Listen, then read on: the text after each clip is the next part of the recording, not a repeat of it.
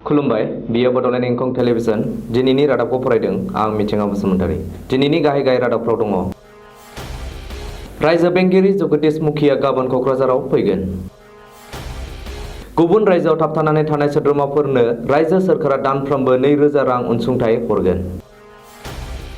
रायजोनि बाहेरायाव थाबथानानै थानांनायफोरनि थाखाय रायजो सोरखारा हेल्पलाइन नाम्बार फोसावबाय। बिपिएफआ 1000 कोटी रांनि बेले-बेजे खालामनायनि अजद होदों इउपिपिएलआ।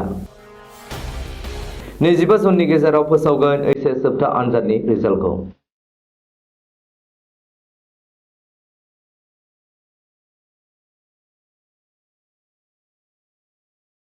दानिया आबुं रादाब।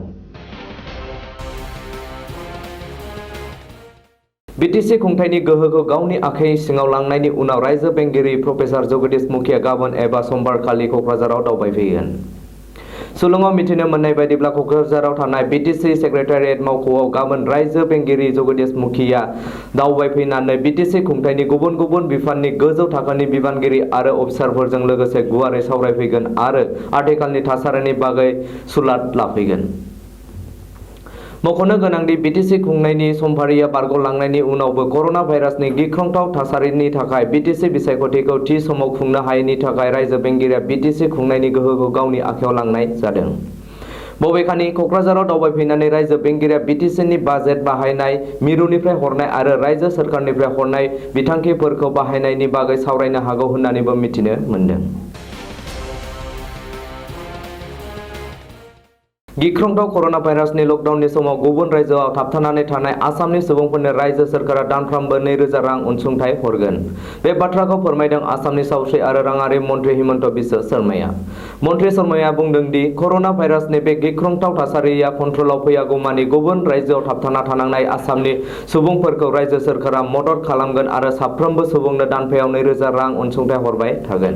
सोरखारनि रिपर्ट बायदियै बे अलखदनि समाव आसाम केयार बिथांखिनि सिङाव गुबुन रायजोआव थाबथाना थानांनाय 2,55,000निबो बांसिन सुबुंफोरनो साफायाव 2000 रां अनसुंथाइ हरबाय रायजो सोरखारा।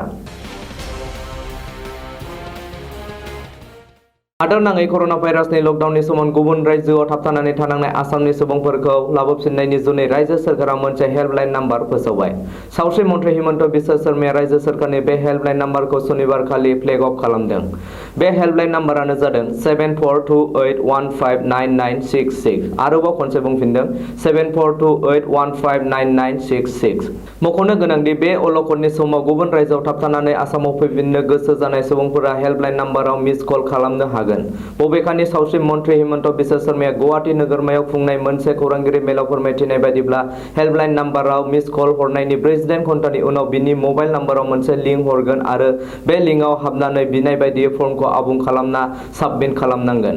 बबेखानि जायफोर सोद्रोमाफोरा आसाम केयार बिथांखिनि मददनि थाखाय फर्म हरदों बिसोर बे गोदान हेल्पलाइन नाम्बाराव मिस कल हरनो हानाय नङा। बिटिसि खुंनाय समाव बिपिएफ दोलोआ 1000 कोटी रांखौ जाख्ल'दों आरो बेले-बेजे खालामदों। खौरांगिरिफोरनि सिगाङाव बे दाबिखौ फिन दैखांदों इउपिपिएलनि सिडब्लिउसि सोद्रोमा आरो दोलोनि बुंथिगिरि पृथ्वीराज देब नारायणआ। मख'नो गोनांदि गोलाव सम बिटिसि खुंनाय समाव बिपिएफआ खालामनाय राङारि बेले-बेजे आरो जाख्ल'नायनि सायाव गोख्रों राहा लानो थाखायबो बिटिसि खुंगिरि आरो रायजो बेंगिरि जगदीश मुखिखौ खावलायदों। इउपिपिएलनि दैदेनगिरि पृथ्वी नारायण देब मेसआ दाबि दैखांनाय बायदिब्ला 2012 निफ्राय 2019 सिम बिटिसि खुंथायनि समाव बिपिएफआ जाख्ल'नायजों लोगोसे माखासे थिखादारफोरा सोमोन्दो दं आरो बे जाख्ल'नाया एबा बेले-बेजेआ पन्चायत आरो गामि जौगाखां डब्लिउपिटि आरो बिसि बिफानाव जादों। हादोरनाङै लकडाउन सोलिगासिनो थानाय समावनो मोजां खौरां फोसावदों आसाम हायार सेकेन्डारि एजुकेशन काउन्सिलआ। 25 जुननि गेजेरावनो देग्लायनि एचएस जोबथा आनजादनि रिजाल्टखौ फोसावनो थाम-थिम खालामदों काउन्सिलआ।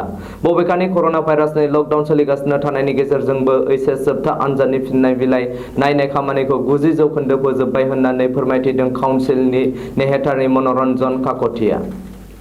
काकतिया फोरमायथिबावदों दि दासिम रायजोनि मोन 6 जनाव आनजादनि फिननाय बिलाइ नायबिजिरखांना काउन्सिलसिम दैथायहरबाय। बेनि अनगायैबो मोन 28 जनाव फिननाय बिलाइ नायबिजिरनाया 95% आबुं जाबाय आरो मोन 14 जनाव बे खामानिया सोलिगासिनो दं।